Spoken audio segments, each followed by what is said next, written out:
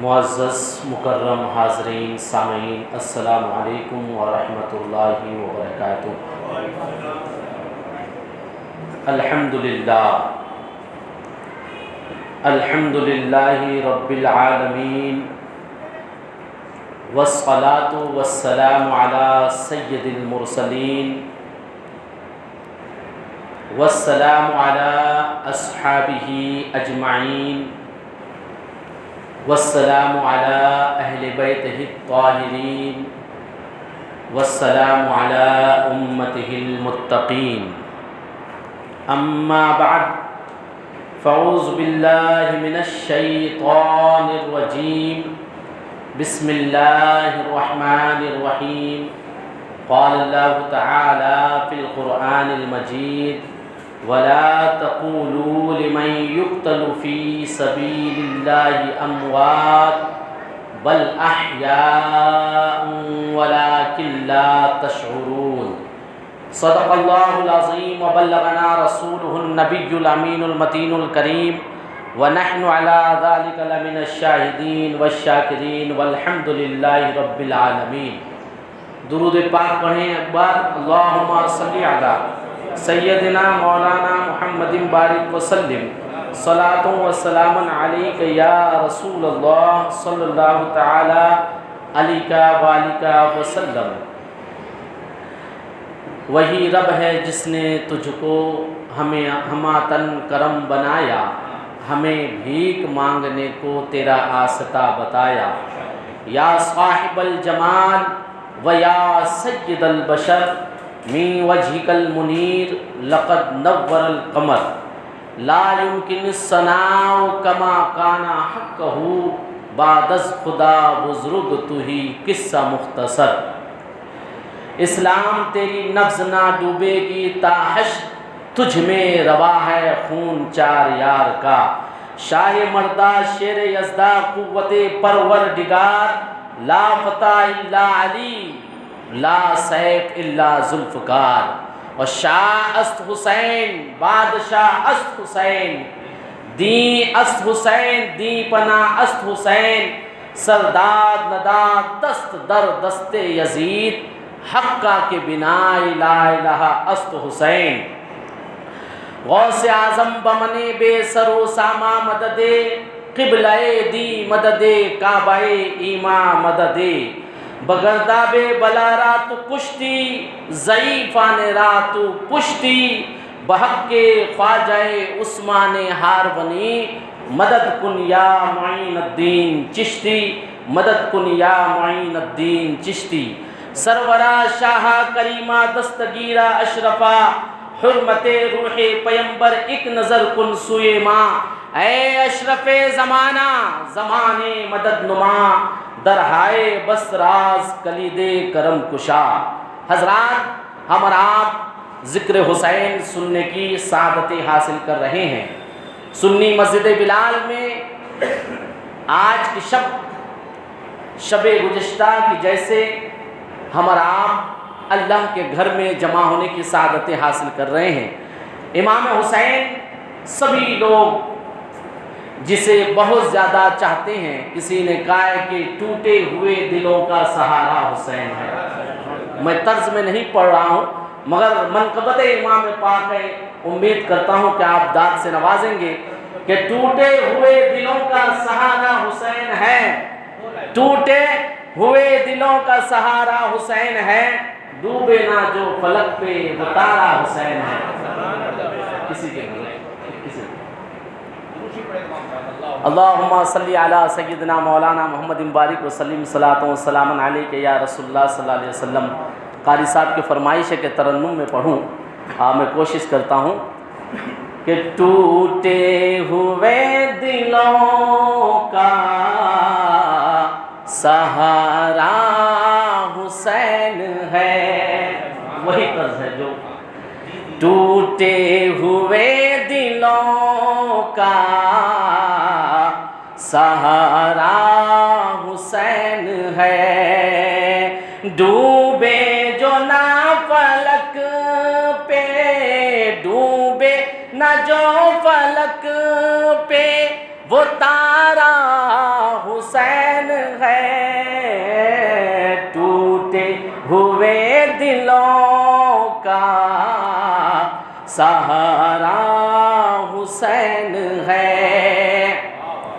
اور اہل خرد سمجھ نہ سکے کہ کیا حسین ہے۔ اہل خرد یعنی کم تر لوگ جو نہ سمجھ ہے، اہل خرد سمجھ نہ سکے کہ کیا حسین ہے۔ نانا کے جسم پاک کا، نانا کے جسم پاک کا سایہ حسین ہے، نانا کے جسم پاک کا ٹکڑا حسین ہے۔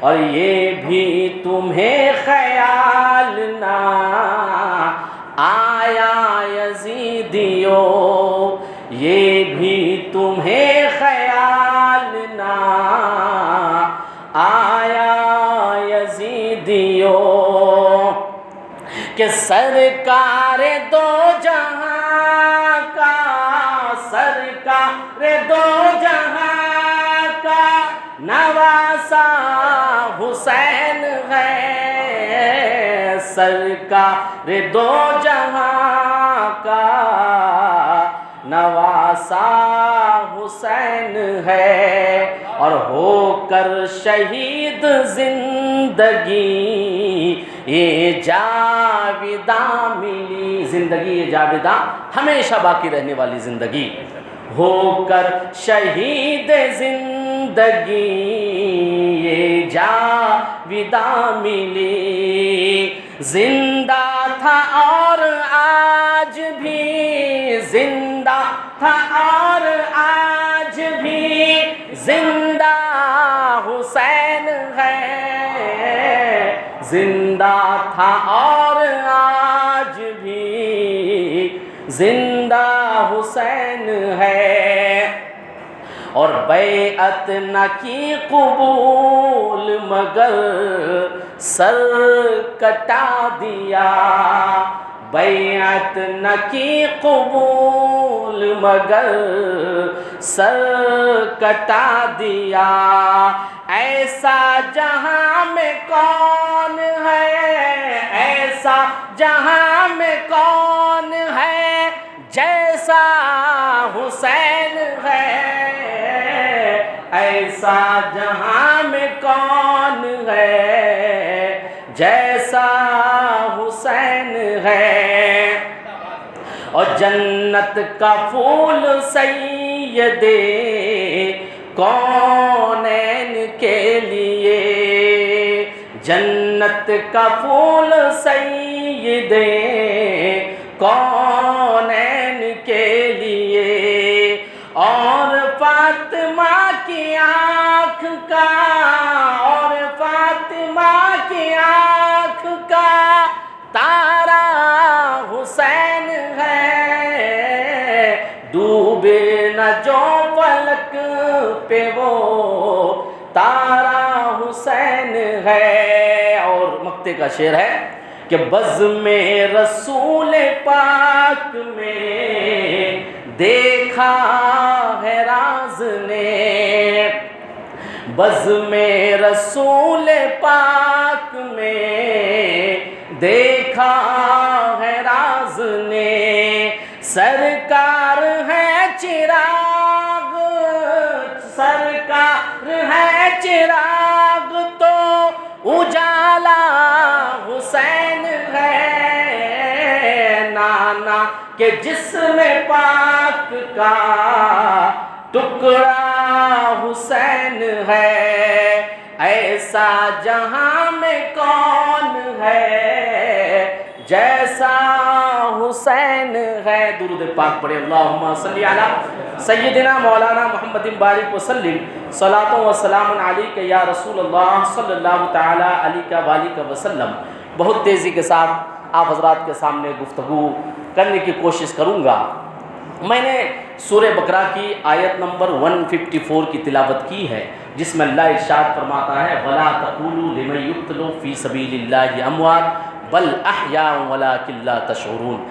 آج میرا موضوع ہے فلسفہ شہادت، شہادت کیا چیز ہے، پھر اس کے بعد امام علی پاک مدینہ شریف سے روانہ ہوئے، وہ مختصر واقعہ تاریخ کی روشنی میں آپ حضرات کے سامنے رکھوں گا۔ قرآن مقدس کی آیت کا مطلب ہے وَلَا تَقُولُوا، اللہ کہتا ہے مت کہو، قَالَ يَقُولُ کا مطلب ہوتا ہے نہ کہو، اللہ منع فرما رہا ہے۔ کس کو منع فرمائے؟ ہمیں، آپ کو، سب لوگوں کو، کہ تم نہ کہو۔ کیا نہ کہو؟ لِمَن يُقْتَلُ، جو اللہ کی راہ میں قتل کیے جائیں، اسے کہنے کے لیے منع کہہ رہا ہے۔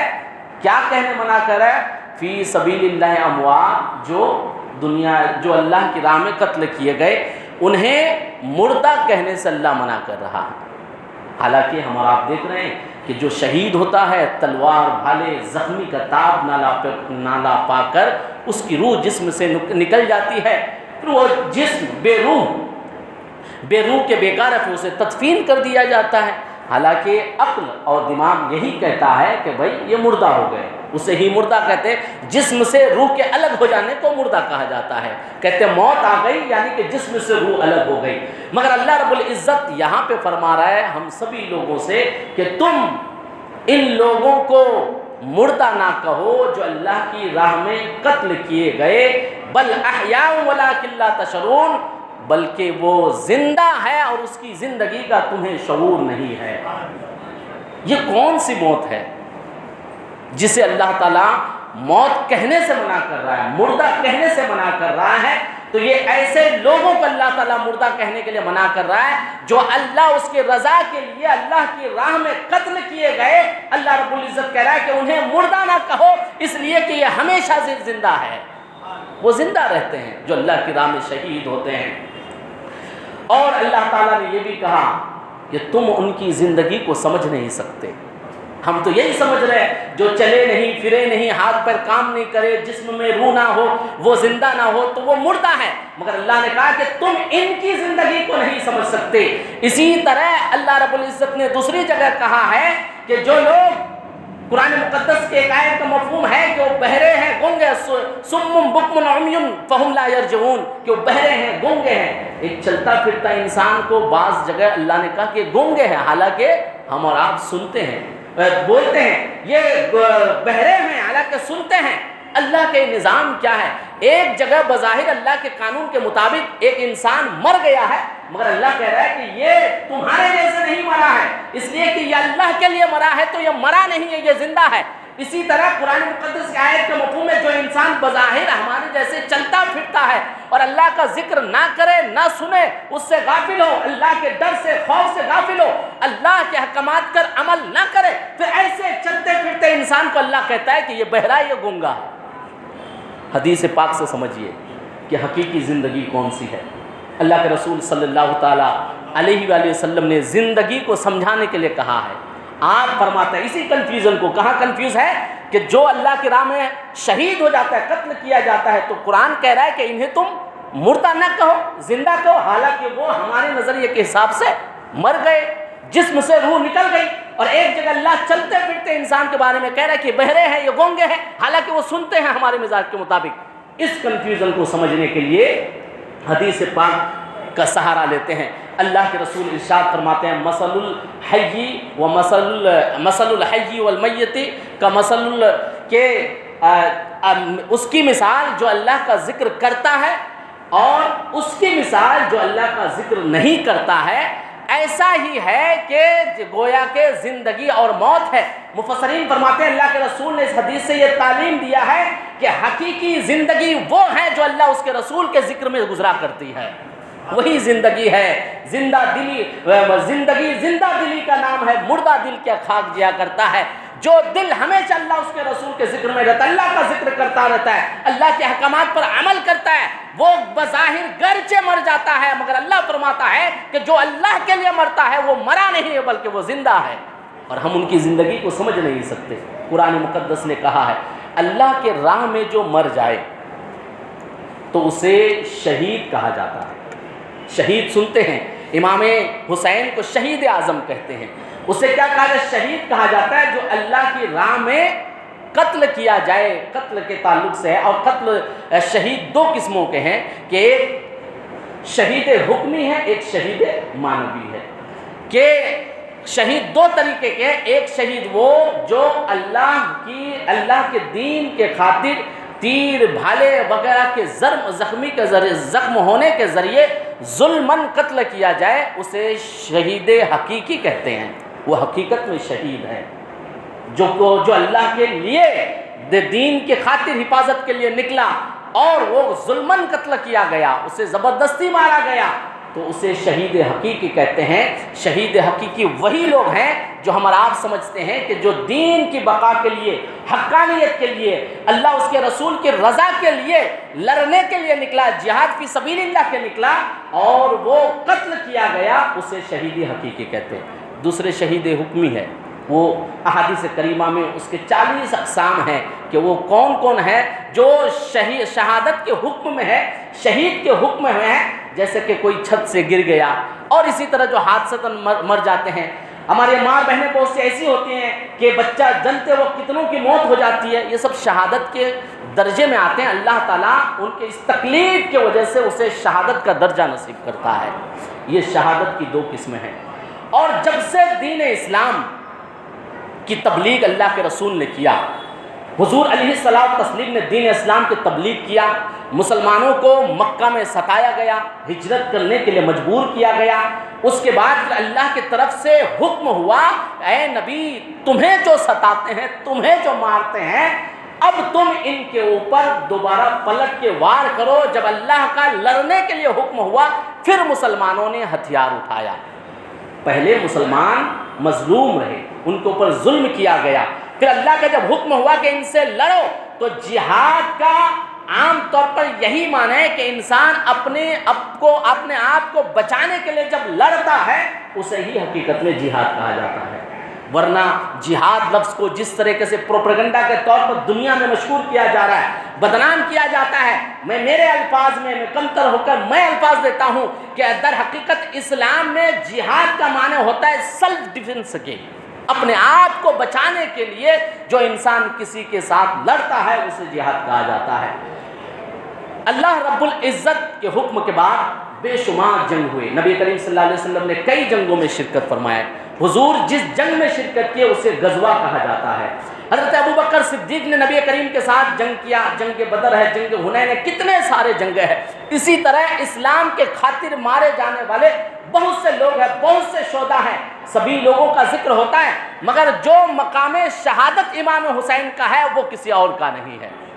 آپ سید الشہداء ہیں، اس لیے کہ آپ کے شہادت کے نرالا پن اور اس کی وجہ یہ ہے کہ اور شہادتیں وہ ہوتی ہے کہ مرنے والے کو پہلے سے بچپن سے خبر نہیں ہوا کرتی ہے۔ امام حسین کی شہادت وہ ہے کہ آپ بھی پہلے سے جانتے تھے کہ میں قتل کیا جاؤں گا، آپ کے نانا بھی جانتے تھے، آپ کے بابا بھی جانتے تھے، سب کچھ جاننے کے بعد نہایت صبر کے ساتھ اپنے قدم پہ ڈٹے رہنے کو حضرت سید الشہداء امام حسین کہا جاتا ہے۔ ورنہ بہت سے شہید ہیں، جنگ بدر میں کتنے لوگ شہید ہوئے، جنگ حنین میں شہید ہوئے اور کتنے لوگ شہید ہوئے، مگر حضرت امام حسین رضی اللہ تعالیٰ عنہ کی شہادت کی نرالیت اور اس کی اصل وجہ یہ ہے کہ آپ نہایت صبر کے ساتھ، اور آپ کی شہادت کی پہلے سے پیش گوئی رسول اکرم صلی اللہ علیہ وسلم نے کر دیا۔ شہید، شہادت، شہید، شاہد، مشہود اور مشاہدہ، یہ تمام الفاظ ایک ہی معنی کے ہیں۔ اس کے کئی معنی ہوتے ہیں، علماء نے فرمایا ہے شہید کا ایک معنی یہ ہے حاضر ہونے کے۔ شہید کا ایک معنی کیا ہے؟ حاضر ہونے کے، جیسے قرآن مقدس کے سورہ بقرہ میں ہے، اللہ رب العزت ارشاد فرماتا ہے ام کنتم شہداء اذ حضر یعقوب الموت، اے بنی اسرائیل کیا تم اس وقت موجود تھے جب یعقوب کے پاس موت حاضر ہو گئی اور وہ قریب الوصال تھے۔ یہاں پہ شہید، شہداء کا معنی حاضر ہونے کے ہے۔ اب اسی طرح نماز جنازہ ہم اور آپ پڑھتے ہیں، نماز جنازہ میں بھی دعا کرتے ہیں اللہم اغفر لحینا و میتنا و شاہدنا و غائبنا، اللہ تو مغفرت فرما اس کی جو حاضر ہے، جو غائب ہے۔ تو یہ شہید کا معنی حاضر ہونے کے بھی ہے۔ اب یہاں پہ یہ لیتے ہیں کہ جب شہید کا معنی حاضر ہونے کے ہے تو انہیں شہید کس طریقے سے کہا جاتا ہے، کیوں کہا جاتا ہے؟ تو اس لفظ شہید حاضر ہونے کے معنی سے اگر دیکھیں گے تو اللہ کے رسول صلی اللہ تعالی علیہ وسلم نے ارشاد فرمایا، جب شہید کے جسم سے اس کی روح نکلتی ہے تو اور روحیں جب اور انسان مرتے ہیں تو ان کی روح کئی پردوں سے حائل ہوتے ہوئے کہاں الگ الگ جگہ رہا کرتی ہے، مگر جب شہید اللہ کی راہ میں قتل ہوتا ہے، شہید ہوتا ہے، تو اس کی روح اس کے جسم سے نکلتی ہے اور براہ راست فوراً اللہ کی بارگاہ میں حاضر ہو جایا کرتی ہے۔ تو شہید کا جو ایک معنی ہے حاضر ہونے کے، وہ یہ اس طرح بھی ہے کہ وہ فوراً اللہ رب العزت کی بارگاہ میں حاضر ہو جایا کرتی ہے۔ حدیث پاک ہے سنن ابن ماجہ باب الجہاد میں ہے کہ اللہ کے رسول صلی اللہ علیہ وسلم نے ارشاد فرمایا کہ جابر، کیا میں تمہارے باپ سے اللہ نے فرمایا؟ میں نے عرض کیا جی ہاں۔ حضرت جابر فرماتے ہیں ان سے رسول اللہ صلی اللہ علیہ وسلم فرمایا ان کے والد کی شہادت کے اوپر، فرمایا اللہ نے بغیر حجاب کے کسی کلام نہیں فرمایا، لیکن تمہارے باپ سے بغیر حجاب کے کلام فرمایا، اور فرمایا اے میرے بندے مجھ سے کچھ مانگ کہ میں تجھ کو عطا کروں۔ تیرے باپ نے عرض کیا اے میرے رب مجھے دوبارہ زندہ فرما تاکہ میں تیرے راستے میں دوبارہ قتل کیا جاؤں۔ اللہ عصم، اس حدیث میں اللہ کے رسول نے ارشاد فرمایا بنا حجاب کے تمہارا باپ جو اللہ کی راہ میں شہید ہوا ہے وہ اللہ رب العزت کی بارگاہ میں مقبول ہے بنا کسی دیری کے۔ اسی لیے شہید کا ایک لفظ یہ ہے کہ وہ حاضر ہونے کے ہے، جیسے ہی انسان کی روح، شہید کی روح اس کے جسم سے الگ ہوتی ہے فوراً 92 جہاں کی بارگاہ میں حاضر ہو جایا کرتی ہے۔ اچھا، شہید جب شہید ہوتا ہے اس کی دوسری خواہش دیکھیے، جب شہید اللہ کی راہ میں شہید ہوتا ہے کتنی تکلیفیں ہیں، نیزے کا مار کھاتا ہے انسان، بھالے کا، بے شمار چوٹ کے بعد تاب نہیں لاتا ہے، اور پھر اس کی روح اس کے جسم سے نکل جایا کرتی ہے، اور جسم سے نکلنے کے بعد فوراً اللہ رب العزت کے بارگاہ میں حاضر ہو جاتی ہے۔ تو اس سے اللہ خطاب کرتا ہے کہ تمہیں اور کوئی چیز چاہیے؟ اگر وہ تکلیف دہ ہو تو انسان کہے کہ اب دوبارہ نہیں ہے، مگر ایک شہید کی خواہش ہوتی ہے اور اللہ اس سے پوچھتا ہے کہ اور کیا چاہیے، تو وہ شہید کہ اللہ تو مجھے دوبارہ دنیا میں بھیج، میں 10 بار تیری راہ میں شہید ہونا چاہتا ہوں۔ کتنا لطف ہے شہید ہونے میں۔ شہید کا دوسرا معنی ہے پا لینے کے، احادیث مبارک میں ہے کہ شہید کا دوسرا معنی ہے پا لینے کے۔ اللہ کے رسول صلی اللہ علیہ وسلم حضرت جابر سے مروی ہے کہ جب جنگ احد کے دن میرے والد کی لاش حضرت صلی اللہ علیہ وسلم کے سامنے اس حال میں لائی گئی کہ کافروں نے ان کا مسئلہ کر ڈالا، جب جنازہ آپ کے سامنے تھا تو میں گھڑی کفن کھول کر ان کا دیدار کر رہا تھا، جس پر لوگوں نے مجھے منع کیا۔ اتنے میں حضور صلی اللہ علیہ وسلم نے ایک عورت کی چیخ پکار سنی، تفتیش حال پر پتہ چلا کہ عبداللہ کی بہن یا پھوپھی ہیں۔ حضرت صلی اللہ علیہ وسلم نے انہیں یوں منع فرمایا، صحیح بخاری کتاب الجہاد کی حدیث ہے، تو مت رو اس پر، یعنی اس شہید پر، عبداللہ پر، تو فرشتوں سے یہ سائے کیے ہوئے ہیں۔ شہید کا یہ مقام ہے کہ جیسے وہ اللہ کی راہ میں شہید ہوتا ہے فوراً اللہ کے نورانی مخلوق میں سے نورانی فرشتے اس پر آ کر سایہ کر لیتا ہے۔ اس حدیث میں نبی کریم صلی اللہ علیہ وسلم جو فرمایا کہ تو رو مت، اس لیے کہ یہاں فرشتے موجود ہیں، اس پر سایہ کیا ہوا ہے۔ یقیناً یہ شہید کا مرتبہ اور درجہ پتہ چلتا ہے، مگر ساتھ میں یہ بھی ہے کہ نگاہ مصطفیٰ وہ سب کچھ دیکھتی ہے جو کسی کو نظر نہیں آتا ہے۔ کتنے لوگ وہاں موجود ہیں، کسی کو فرشتے نظر آئے نہیں۔ اسی طرح نبی کریم صلی اللہ تعالیٰ علیہ وسلم نے شہید کے بارے میں فرمایا، اور قرآن مقدس نے ایسے لوگوں کے بارے میں کہا کہ یہ مرتے نہیں ہیں، یہ مر کر بھی زندہ رہتے ہیں۔ اسی طرح شہید کا جو اور ایک معنی ہے پا لینے کے۔ کیا معنی ہے؟ پا لینے کے۔ نبی کریم صلی اللہ علیہ وسلم کی حدیث پاک دیکھیے تو یہ معنی بھی ثابت ہو جاتا ہے۔ سنن ترمذی شریف کی حدیث ہے فضائل الجہاد میں کہ جب انسان شہید ہو جاتا ہے، جب کوئی شہید ہوتا ہے تو اللہ تعالیٰ انہیں 6 نعمتوں سے نوازتا ہے، 6 چیزوں سے نوازتا اللہ تعالیٰ۔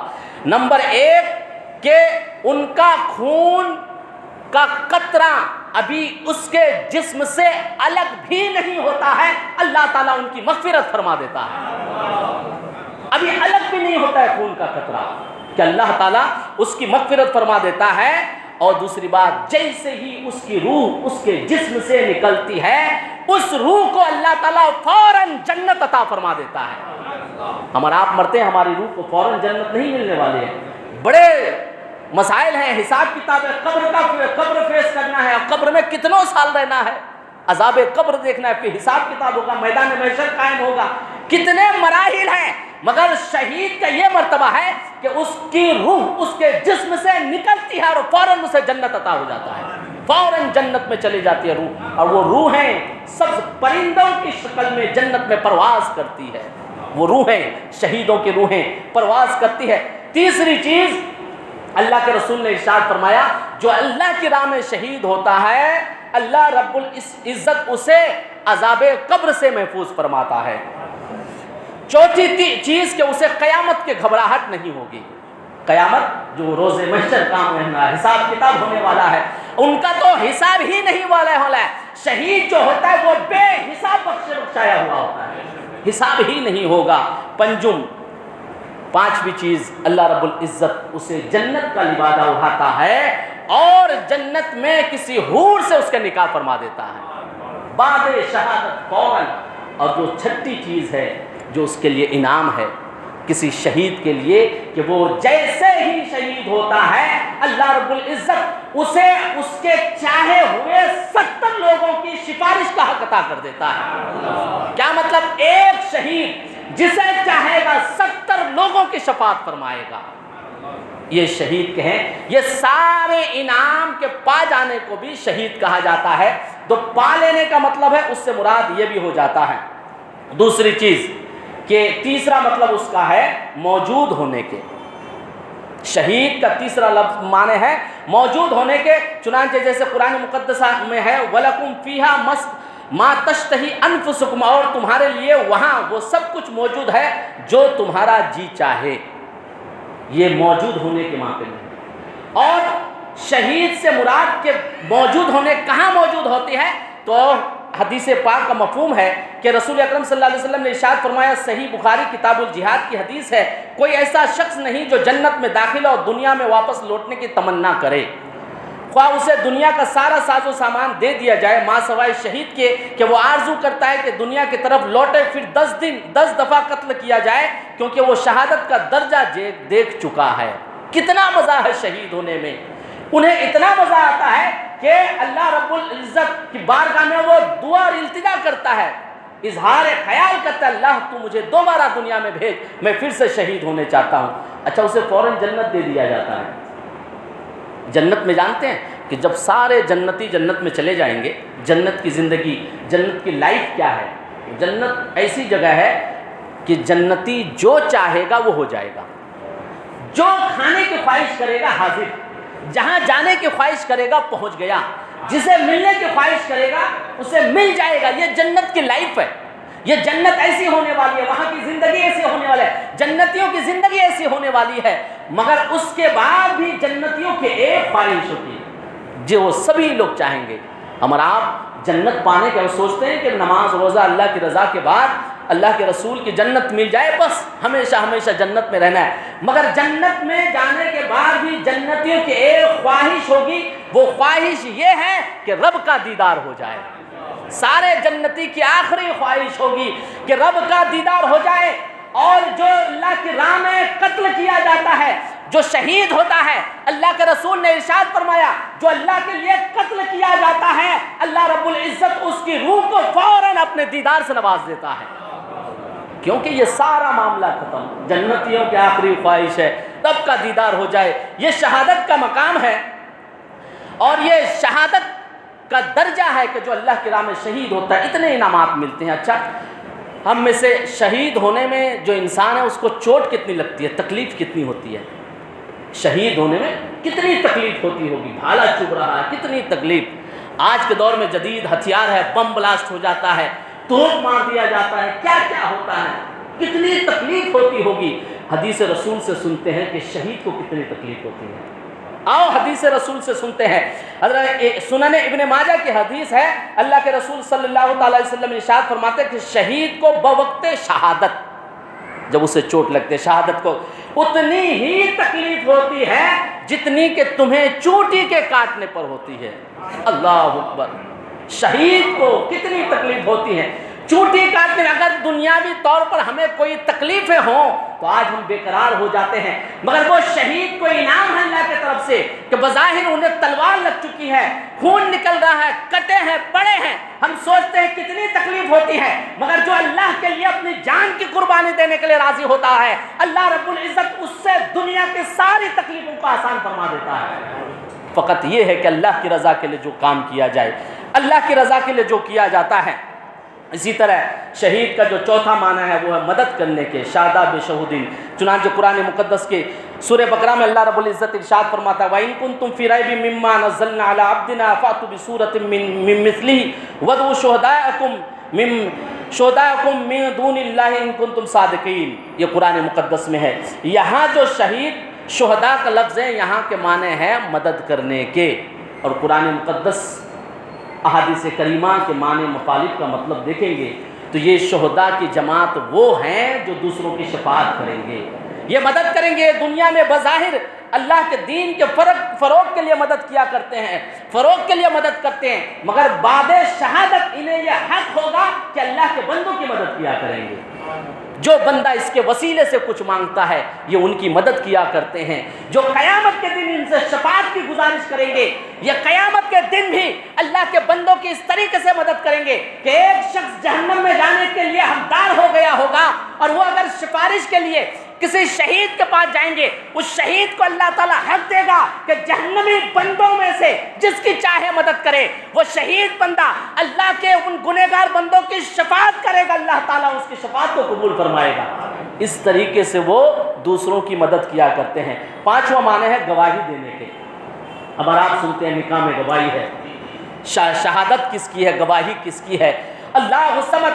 یہ شہید قیامت کے دن اللہ رب العزت کی بارگاہ میں اس چیز کی گواہی دیں گے. حدیث پاک دیکھتے ہیں کہ صحیح مسلم شریف کی حدیث ہے, اے ابو سعید, جو اللہ کے رب نے اور اسلام کے دین ہونے سے, محمد صلی اللہ علیہ وسلم کے نبی ہونے سے راضی ہوا, اس کے لیے جنت واجب ہوئی. یہ سن کر حضرت ابو سعید خدری نے تعجب کیا اور پھر کہا, فرمائیے یا رسول اللہ صلی اللہ علیہ وسلم, آپ نے فرمایا کہ ایک اور عمل ہے جس سے بندے کو 100 درجے ملیں گے, اور ہر درجے سے دوسرے درجے تک زمین و آسمان کے درمیان جتنا فاصلہ ہوگا. حضرت ابو سعید خدری نے عرض کیا وہ کون سا عمل ہے, وہ کون سا عمل ہے؟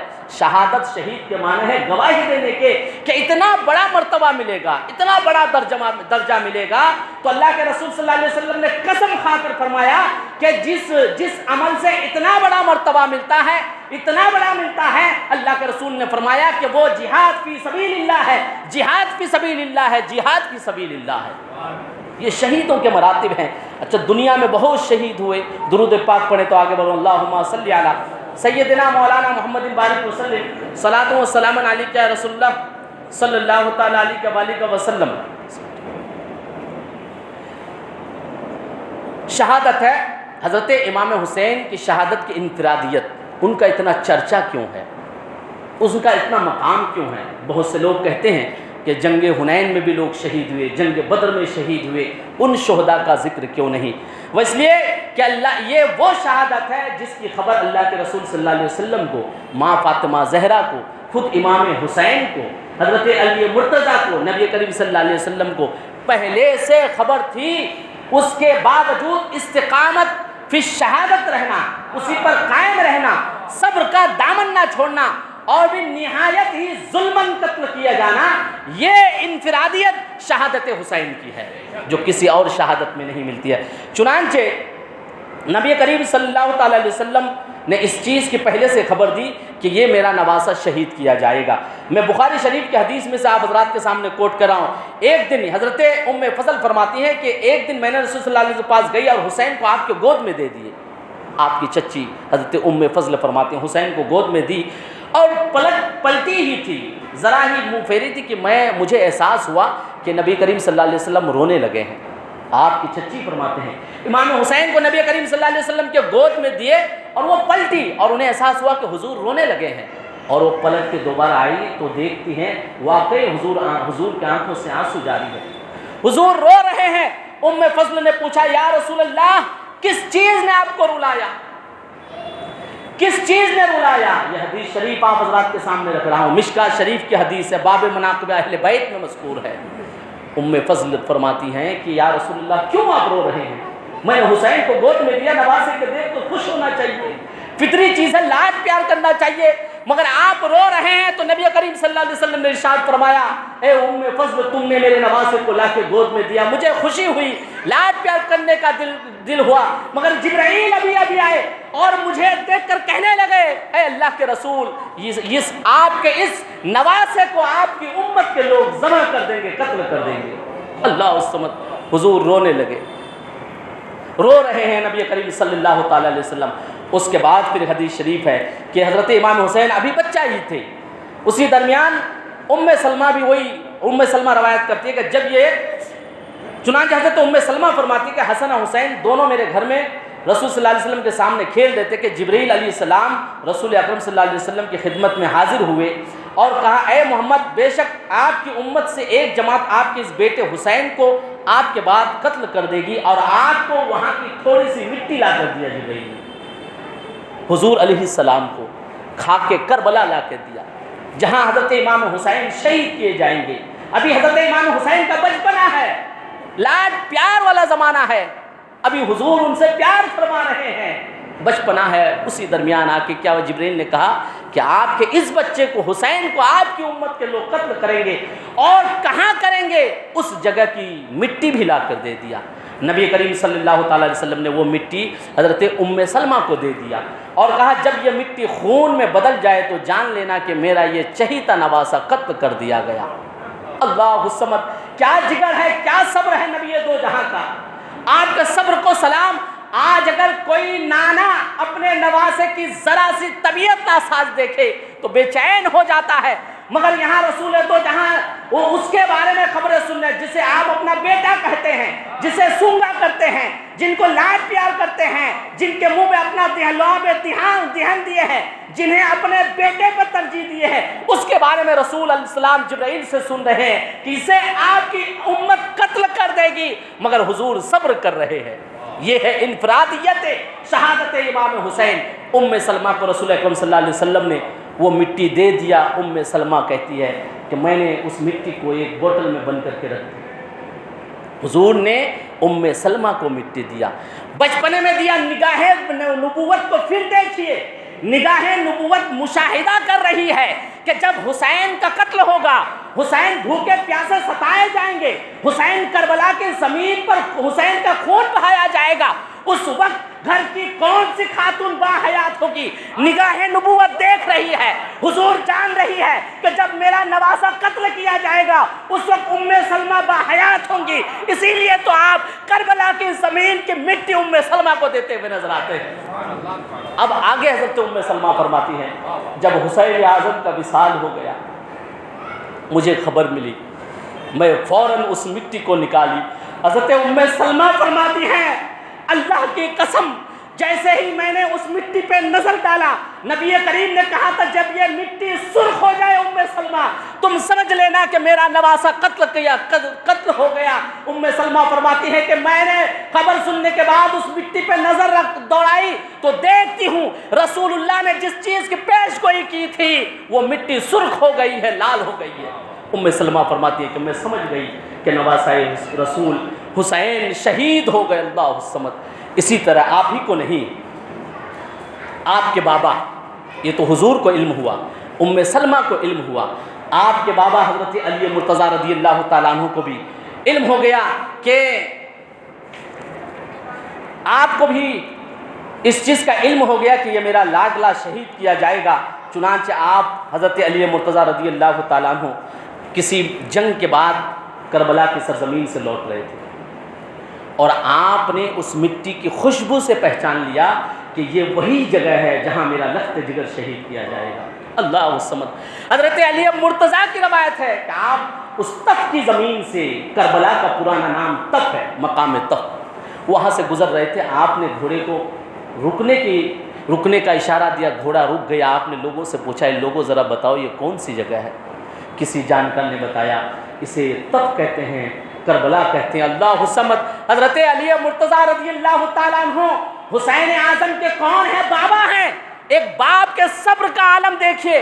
آپ اترتے ہیں، لوگوں سے کہتے ہیں رسول اکرم نے مجھے اس چیز کی خبر دے دی ہے کہ کربلا کی سرزمین پر میرا نواسا حسین شہید ہوگا، یہی وہ سرزمین ہے جہاں میرا لخت جگر شہید ہوگا۔ اللہ سمجھ، آپ کے بابا حضرت علی مرتضیٰ رضی اللہ تعالیٰ عنہ نے اس چیز کی شہادت دی۔ ان ساری چیزوں کے بعد سب کو پتا ہے کہ حسین وہاں پہ شہید ہوں گے، حسین قتل کیے جائیں گے۔ شہادت حسین انفرادیت اور شہادت حسین دنیا میں اس لیے زیادہ مذکور ہے، شہادت حسین سبھی کی شہادت پر اس لیے مقدم ہے، شہادت حسین اس لیے قابل رشک ہے، شہادت حسین اس لیے بہت زیادہ برکت والی شہادت ہے، شہادت حسین اس لیے لوگوں کے کلیجے میں یاد کو تازہ کرتی ہے، شہادت حسین اس لیے تا قیامت ذکر کرتے ہوئی رہے گی، اس لیے کہ یہ ایسی شہادت ہے جو بر وقت نہیں بلکہ جب سے حسین اعظم پیدا ہوئے ہیں تب سے علم ہے، اس کے باوجود اللہ کی رضا کے لیے ثابت قدم رہنا یہ حسین اعظم ہی کا کمال ہے۔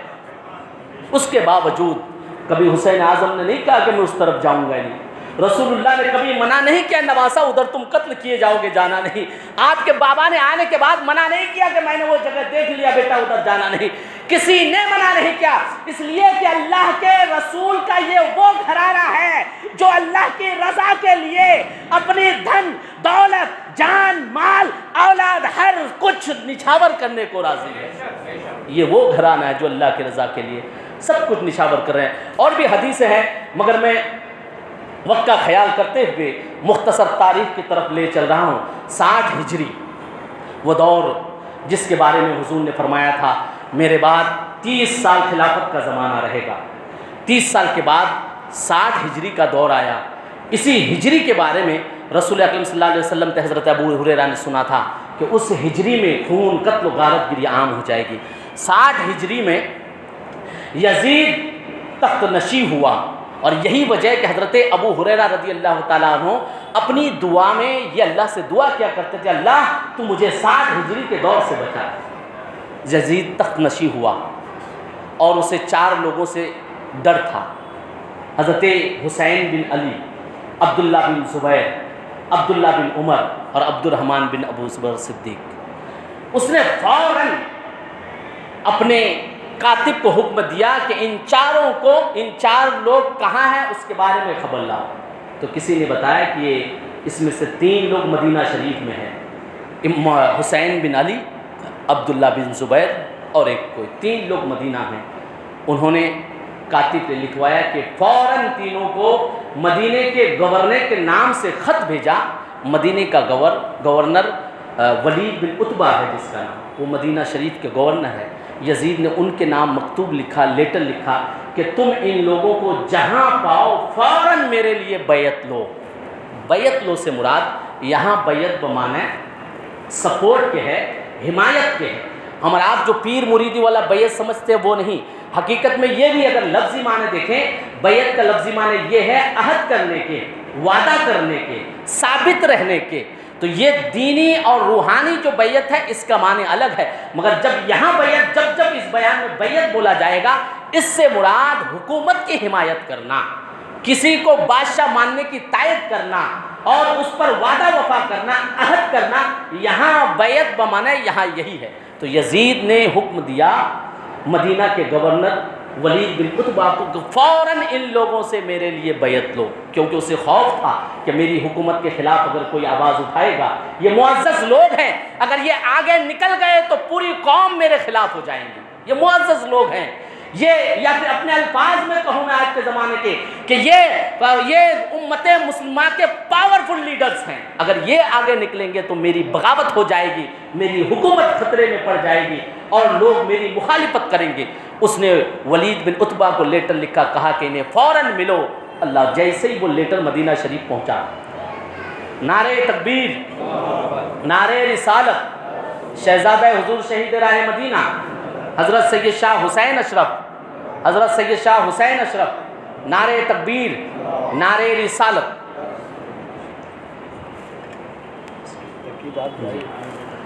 آپ حضرات تشریف رکھیں، ختم کا تو وقت ہو گیا ہے مگر 1-2 دن کی بات ہے، اور بس مختصر سماعت کیجیے تاکہ حضرت کی موجودگی میں مجھے برکت بھی حاصل ہو جائے۔ جب یزید کا لیٹر بیعت والا مدینہ شریف پہنچا تو ولید بن عتبہ جب یہ لیٹر پڑھ رہا تھا، اس کے پاس ایک یزیدی سپورٹر جس کا نام تاریخ میں مروان آتا ہے، وہ بھی موجود تھا۔ ولید بن عتبہ نے خط پڑھا کہ امیر معاویہ کا وصال باکمال ہو گیا ہے، ان کے جانشین یزید ہوا ہے۔ یہ خبر جیسے ہی پڑھا اور اس میں حکم تھا کہ اے گورنر مدینہ ولید بن عتبہ، تم فوراً حسین بن علی عبداللہ بن زبیر سے بیعت لو۔ تو وہ لیٹر پڑھتے وقت مروان تھا، اس نے بھی سنا اور اس نے اس سے تبادلہ خیال کیا، کیونکہ وہ یزیدی سپورٹر تھا، یزید کا حمایت تھا، اور ولید بن عتبہ یہ اہل بیت اطہار سے نرم رویہ رکھتا تھا۔ مروان نے وہاں پہ مشورہ دیا کہ ابھی کے ابھی تم ان دونوں کو بلانے بھیجو، دونوں مسجد نبوی میں بیٹھے ہیں، حسین بن علی اور عبداللہ بن زبیر۔ غلام گیا بلانے کے لیے قاصد، سلام کیا حضرت امام حسین کو اور عبداللہ بن زبیر کو سلام کا جواب دیا اور کہا کہ گورنر کا حکم آیا ہے کہ آپ ان کے پاس حاضر ہو جائیں۔ تو انہوں نے وجہ پوچھا، غلام نے کہا میری کیا مجال کہ میں اپنے گورنر سے پوچھوں کہ کیا کام ہے، انہیں کیوں بلا رہے ہیں، میں تو غلام ہوں، میں پیغام لانے والا ہوں۔ اے حسین بن علی، میں تو فقط آپ کی بارگاہ میں پیغام لے کر آیا ہوں، اسی طرح اگر آپ کا کوئی پیغام ہے تو میں وہ بھی پوچھا۔ اللہ، حضرت عبداللہ بن زبیر نے حسین اعظم سے مشورہ کیا، آپ کا کیا ارادہ ہے، کیوں بلائے ہیں؟ تو اسی میں عبداللہ بن زبیر نے کہا کہ ممکن یہی ہے کہ حضرت امیر معاویہ کا وصال باکمال ہو گیا ہے اور یزید تخت نشی ہوا ہے، وہ بیعت ہی کے لیے بلا رہا ہے۔ حسین اعظم رضی اللہ تعالیٰ عنہ نے مشورہ کیا، آپ کی کیا رائے ہے؟ تو انہوں نے کہا کہ میں نہیں جاؤں گا، اس یزید پلید کے ہاتھ میں میں بیعت نہیں کر سکتا ہوں، میں اس کی مخالفت کروں گا اور اس کے ہاتھ پر بیعت نہیں کروں گا۔ مگر اس غلام سے حسین اعظم نے کہا کہ تم جاؤ، میں کچھ دیر میں آ رہا ہوں، اور وہ غلام گیا اور اس نے وہیں پہ وہ پیغام پہنچا دیا ولید بن عتبہ کو اور وہاں پہ موجود مروان کو۔ جیسے غلام نے کہا، حسین بن علی نے کہا کہ میں کچھ دیر میں آتا ہوں، اور عبداللہ بن زبیر نے کہا کہ میں نہیں آؤں گا۔ اللہ الصمد، حالانکہ پیغام تھا ولید بن عتبہ کے لیے، مگر یزید کا چیلا مروان وہاں بیٹھا تھا، اس نے برجستہ کہا کہ حسین کی اتنی مجال ہو گئی کہ آپ کے بلانے پر نہ آیا، اور عبداللہ بن زبیر کی بھی اتنا مجال ہو گیا کہ اس نے صاف انکار کر دیا۔ مروان نے کہا کہ آپ سختی کے ساتھ اور لوگوں کے ساتھ انہیں بلانے بھیجے۔ تو حضرت ولید بن عتبہ نے کہا کہ نہیں، حسین اعظم نواسۂ رسول ہیں، جگر بطول ہیں، علی کے شہزادے ہیں، نبی کے گھر والے ہیں، یہ واقعی اپنا وعدہ پورا کریں گے۔ انہوں نے کہا ہے کہ میں آؤں گا تو آئیں گے۔ اللہ الصمد، اس کے بعد پھر کچھ دیر کے بعد حضرت امام حسین اپنے کچھ چند ساتھیوں کے ساتھ مدینہ کے گورنر ولید بن عتبہ کے پاس گئے اور انہوں نے پوچھا کہ کس لیے بلائے ہو؟ تو ولید بن عتبہ نے کہا کہ حضرت امیر المومنین امیر معاویہ کا وصال ہو گیا ہے اور ان کے جانشین تختہ نشین یزید ہوا ہے، یزید کا حکم ہے کہ آپ ان کے لیے بیعت کریں، ان کے ہاتھ پہ بیعت کریں، آپ ان کی حکومت کو سپورٹ کریں، آپ انہیں بادشاہ وقت تسلیم کریں، امیر المومنین تسلیم کریں۔ اللہ سبحانہ، حضرت امام حسین رضی اللہ تعالیٰ عنہ نے کہا کہ یہ رات کے وقت چھپ چھپا کے حسین بن علی یزید کے لیے بیعت نہیں کر سکتا ہے، آپ نے برجستہ منع کر دیا۔ آپ نے کہا کہ وہ فاسق ہے، فاجر ہے، تم پہلے عام لوگوں کی بیعت لو، تم پہلے مجھ سے بیعت لینا چاہتے ہو، اس کو دلیل بنا کر تم عام مسلمانوں کو گمراہ کرو گے اور کہو گے کہ حسین بن علی نے یزید کو خلیفہ وقت مانا ہے، سبھی لوگ مانے، تم لوگوں کو اس کے بارے میں اطلاع کرو گے۔ امام حسین نے کہا کہ میں چھپے چھپائے بیعت نہیں کرتا، رات کے اندھیرے میں بیعت نہیں کرتا، حسین بن علی جو حق کی حمایت کرتا ہے، اور جب حق ہو جائے گا تمام عام مسلمانوں کی بیعت ہو جائے گی، اس کے بعد حسین بن علی علی اعلان سبھی مدینہ والوں کے سامنے بیعت کرے گا۔ آپ نے برجستہ کہا، اور اسی طرح آپ جب اندر گئے تھے آپ نے اپنے ساتھیوں کو اشارہ بھی کیا تھا، سمجھا بھی دیا تھا کہ میں اندر جا رہا ہوں، اگر کچھ آواز سمجھ میں آپ نے کچھ اشارے والے کلمات بھی سمجھا دیا، اللہ اکبر کہہ دوں تو تم سمجھ جانا کہ معاملہ اندر گڑبڑ ہے، تو میری مدد کے لیے آ جانا.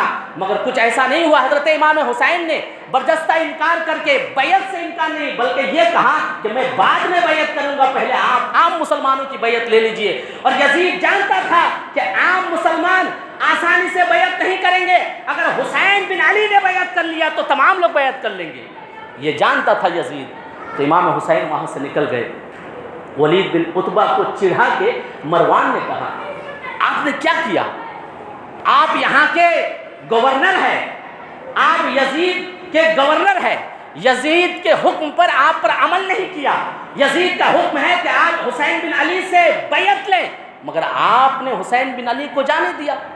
حضرت ولید بن عتبہ جو پہلے بیعت کا چاہنے والا تھا، انہوں نے مروان سے مخاطب ہو کے کہا مروان تم کم بخت ہو گئے ہو، تمہیں عقل نہیں ہے، تم نہیں جانتے حسین بن علی کون ہے؟ ارے یہ فاطمہ زہرا کے پھول ہیں، یہ وہ ہیں حسین جسے رسول اعظم چوما کرتے تھے. ولید بن عتبہ نے مروان کو حسین اعظم کی تعریف کر کے خاموش کیا. مروان خاموش ہو گیا، چڑ گیا، اور اس واقعے کی خبر اس نے یزید کو بھیج دیا کہ حسین بن علی نے بیعت سے انکار کر دیا. اب وہاں سے دوسرا آرڈر ایشو ہوا، یزید کے پاس سے آرڈر ایشو ہوا کہ حسین بن علی نے بیعت کرنے سے انکار کر دیا. اب اس نے آرڈر ایشو کیا گورنر مدینہ کے لیے کہ حسین بن علی کو گرفتار کرو، پھر بھی اگر وہ بیعت کرنے سے انکار کرے، تمہارے ساتھ مزاحمت کرے تو حسین بن علی کا قتل کر دو. آج کچھ لوگ یزید کی تائید کرتے ہیں، اس میں یزید کہاں کا گنہگار ہے؟ اس کی لشکر نے حسین بن علی کو شہید کیا. یزید تو اس کے خلاف تھا، مگر تاریخ میں، تاریخ ابن خلدون میں اور تاریخ خلفاء کتاب میں ہے کہ یزید نے اسی وقت دوبارہ یہ آرڈر کیا کہ اگر حسین بن علی مدینہ میں بیعت نہیں کرتا ہے تو اسے گرفتار کرو، یا اگر وہ لڑنے پہ آمادہ ہے تو اسے قتل کر دو. اللہ سمجھ. ادھر سے یہ لیٹر نکلا. یہاں پہ حضرت امام حسین رضی اللہ تعالیٰ عنہ پھر عبداللہ بن زبیر سے مشورہ کیے. عبداللہ بن زبیر نے کہا کہ میں تو اسی وقت فوراً یہ شہر چھوڑ کے جا رہا ہوں، یہاں رہنا یا تو یزید کی بیعت کرنا ہے یا پھر اپنی جان گنوانا ہے.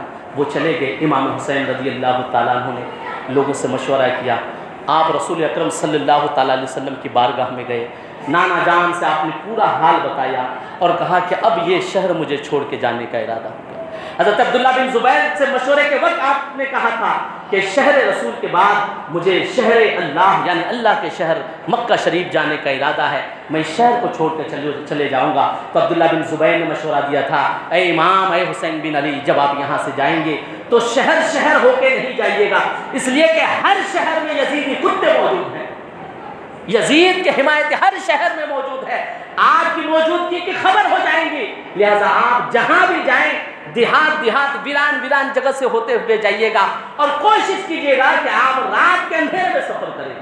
نانا جان کے پاس حضرت امام حسین گئے. آپ نے پورا ماجرا بتایا. رویا اے نانا وہ آنگن جس میں ہم کھیلا کرتے تھے، اے نانا وہ گھر جس میں ہم آپ کی بارگاہ میں حاضر ہوا کرتے تھے، اے نانا وہ چوکھٹ، وہ ممبر آپ کا جہاں ہم اٹھا بیٹھا کرتے تھے، آج تیرے حسین پہ وہ دن آ گیا ہے کہ یہ آنگن، یہ آپ کی یاد، یہ آپ کی منسلک جگہ ہے، اپنا گھر دوار سب کچھ چھوڑ کے جانا پڑ رہا ہے. نانا جان کے روزے پہ آپ نے بے شمار گریہ جاری کیا. اس کے بعد روایت میں آتا ہے کہ آپ ماں فاطمہ زہرا کے روزے انور پہ گئے. حضرت خاتون جنت کے روزے پہ آپ نے کلام کیا اور روایت میں آتا ہے کہ آپ کی آنکھ لگ گئی ہوئی. حضرت خاتون جنت کو پوری کہانی سنانے میں، پوری بات بتانے میں مدینہ چھوڑ کر جا رہا ہے. اے ماں میں آپ کا گھر چھوڑ کے جا رہا ہوں، اے ماں میں سب کو لے کے جا رہا ہوں، اے ماں جہاں مجھے سکون ملتا تھا، جہاں میں آپ کی باہوں میں پلا بڑا ہوا، سب کچھ چھوڑ کے جا رہا ہوں. یہ مناجات اب کر رہے تھے. تاریخ میں آتا ہے کہ حضرت امام حسین کی آنکھ لگ گئی اور اسی درمیان خواب میں ماں فاطمہ زہرا آئی. آپ نے دلاسا دیا حسین صبر کرو، حسین صبر کرو، صبر کرو. ماں فاطمہ زہرا فقط صبر ہی کی تعلیم اور تلقین کرتی رہی. آپ کی آنکھ کھلی، پھر آپ وہاں سے اٹھ کر اپنے بڑے بھائی حضرت امام حسن کے پاس چلے گئے. آج اگر ہم میں سے کسی کو گھر سے بے گھر کیا جاتا ہے، ارے گھر ٹوٹنے، گھر چھوٹنے کا حال ان سے پوچھو جن کا گھر آج بھی ظلمن توڑا جاتا ہے اور گھر سے نکالا جاتا ہے، ان سے پوچھو کیا درد ہوتا ہے. اگر آپ کے گھر میں اتفاق کی آگ لگ جائے، گھر کا کچھ ساز و و سامان جل جائے تو کتنا درد ہوتا ہے. حسین اعظم اپنے سینے پہ کتنا درد اٹھا رہے ہیں, کس طرح صبر کر رہے ہیں. وہ گھر جسے علی وہ فاطمہ نے سجایا بسایا, وہ گھر جہاں پہ نبی کریم صلی اللہ علیہ وسلم کے قدم اقدس ہے, وہ گھر, وہ دروازہ جہاں پہ جبرائیل امین آیا کرتے تھے, وہ گھر, وہ در چھوٹ رہا ہے حسین سے. ہم اپنا گھر اگر کوئی ہم سے ہمارا گھر چھین لے, زبردستی نکال دے, ایک احساس کیجئے. یا پھر کسی رشتہ دار, کسی کانٹیکٹ پرسن سے پوچھئے جن کا گھر ٹوٹا ہے, جنہیں گھر سے نکالا جاتا ہے, یا پھر ان سے پوچھئے جو بے گھر ہو کر روڈ راستے پہ بے یار مددگار سویا کرتے ہیں. گھر چھوٹنے کا درد وہی لوگ بتا سکتے ہیں. جب ان کا یہ درد ہے حسین اعظم کا, وہ گھر جو سید الرسول کا ہے اور جہاں سید الملائکہ جبرائیل امین آیا کرتے تھے. آپ کے بھائی جان نے بھی آپ کو خواب میں صبر کی تلقین کی. امام حسین اپنے گھر پہ لوٹے, گھر والوں کو حکم دیا کہ یہاں سے جانے کا حکم ہو گیا ہے. آپ نے پورا ماجرا اپنے گھر والوں سے بتایا, اور اس کے بعد پھر رات کے اندھیری کو آپ نے سفر سے کے لیے نکلنے کا سہارا بنایا. جیسے سورج غروب ہوا, یہ حسینی قافلہ, یہ نورانی قافلہ, جس قافلے میں ایک ایک بچہ نور کا ہے, جن کے نور ہونے کے بارے میں اعلیٰ حضرت فرماتے ہیں کہ تیری نسل پاک میں ہے, بچہ بچہ نور کا, تو ہے عین نور, تیرا سب گھرانہ نور کا. میں الفاظ دینا چاہتا ہوں, رات کی اندھیری میں یہ نورانی قافلہ مدینے سے جا رہا ہے, یعنی کہ یہ نورانی قافلہ مدینے سے نکل کر ویران جنگلوں کو تابناک کرنے جا رہے ہیں, ایک عظیم تاریخ لکھنے کے لیے نکل رہے ہیں. آپ نے گھر والوں کو حکم دیا, اور جیسے ہی رات کا اندھیرا ہوا آپ نکل گئے. مورخین لکھتے ہیں کہ اور راتوں میں ایسا ہوتا تھا کہ مغرب کے بعد چہل پہل ہوتی تھی. رات میں اگر مدینہ میں کوئی قافلہ آ گیا تو سبھی لوگوں کو پتہ چل جاتا تھا. رات میں اگر کوئی شہر سے باہر گیا تو پتہ ہو گیا. مدینے کے رہنے والوں نے گواہی دی ہے کہ جس رات میں حسین بن علی اپنے گھر والوں کے ساتھ مدینہ سے ہجرت کیے, اللہ الصمد لوگوں کی روایت ہے کہ اس رات میں مدینہ والوں کو ایسی نیند آئی کہ اس شہر میں چرندے پرندوں کی آواز کرنے کو بھی کسی نے احساس نہیں کر پایا. مورخین نے اسے کمپیئر کیا ہے جس طریقے سے نبی کریم صلی اللہ علیہ وسلم مکہ سے ہجرت کیے تھے کہ کفار کے سامنے سے جا رہے ہیں, کسی کو پتہ نہیں لگ رہا ہے, اس لیے کہ یہ ہجرت کی نہیں جا رہی ہے, اللہ رب العزت کرا رہا ہے. اسی طریقے سے مدینے سے رات کے اندھیری میں یہ حسینی قافلہ نکل رہا ہے.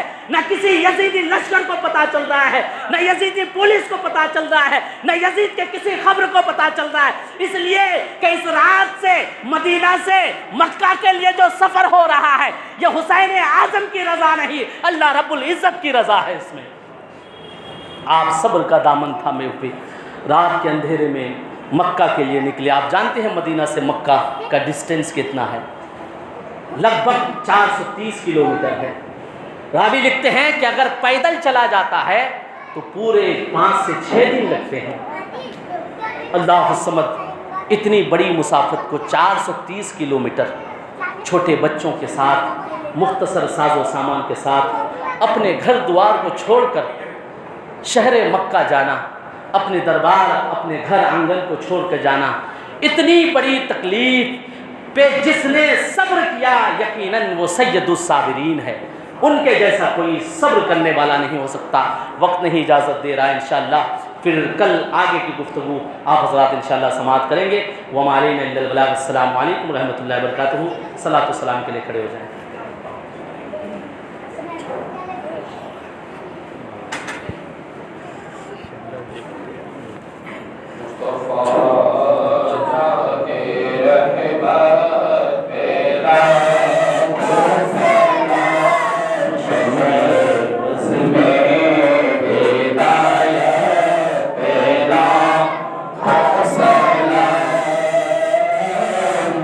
جن کا جھولا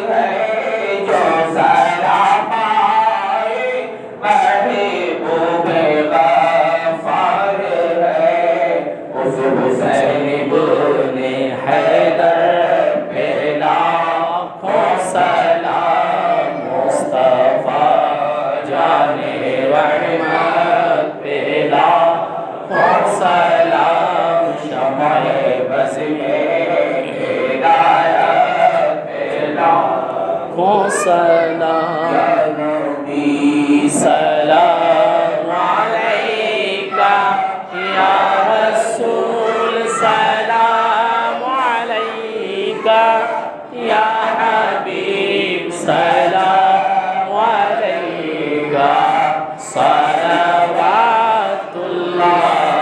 अलैका